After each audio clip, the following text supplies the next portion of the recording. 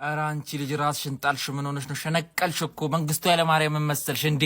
ምን ያገናኛቸዋል ደግሞ ፎቶአቸውን አንድ ላይ ለምን አረክ ካልከኝ ጎቤው ሁለቱም ያገናኛቸው ነገር ምንም የለም የባህሪ እንጂ ባህሪያቸው ግን አንድ አይነት ነው። መንታ ናቸው። አጼ ቴዎድሮስም ሆነ መንግስቱ ኃይለማርያም የባላባቱን ስራ ተቃውሞ ነው ወደ ስልጣን ሊወጡት።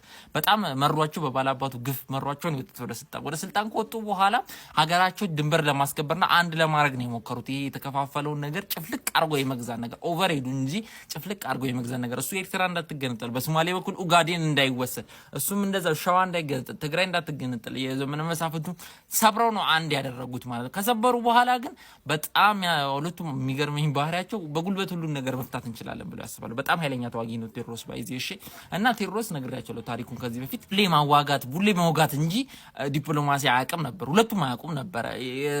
በውጊያ ያሸነፉትን ይቅር የማድረግ ነገር ወደ ራስ ማስጠጋት ነገር ምናምን አያውቁም ነበር። ዲፕሎማሲ የሚባል ነገር ባጠገባቸው አላለፈም ሁለቱም ደግሞ በሰዓቱ የነበረውን ከባድ ነገር ነክተዋል። እሱም ኒውክሊየር ፓወር ሊያበለጽግ ሞክሮ ነበረ። ወታደሮቹን በጣም አደራጅተው ነበር።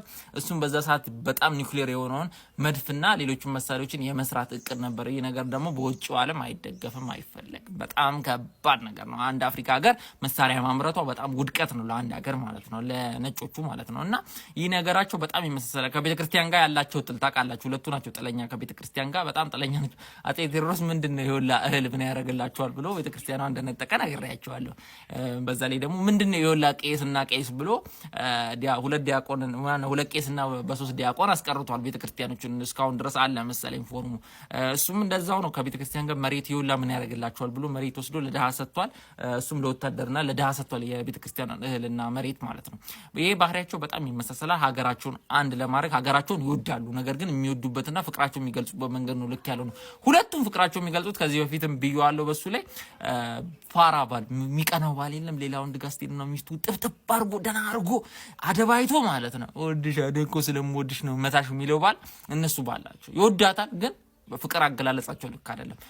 ሀገራቸውን አንድ ለማድረግ የሚሄዱበት መንገድ አለ። የተቃወሟቸውን ግን ይገላሉ፣ ያርዳሉ፣ በቃ ይሄ ነው ባህሪያቸው። ማቃጠል መግደል ነው ስራቸው ማለት ነው። ይህ ባህሪያቸው ውድቀታቸው ያመጣላቸው ያፋጠነላቸው ህዝቡን ያስጠመዳቸው ሁለቱም በህዝብ ተጠምደው ነው የወደቁት መጨረሻ ላይ ማለት ነው። እና ብዙ ባህሪያቸው ይመሳሰልብኛል። ነገር ግን አንድና ወሳኝ ልዩነት አላቸው። ይሄኛው ራሱን ሲያጠፋ ይሄኛው ሀገር ጥሎ ጠፋ።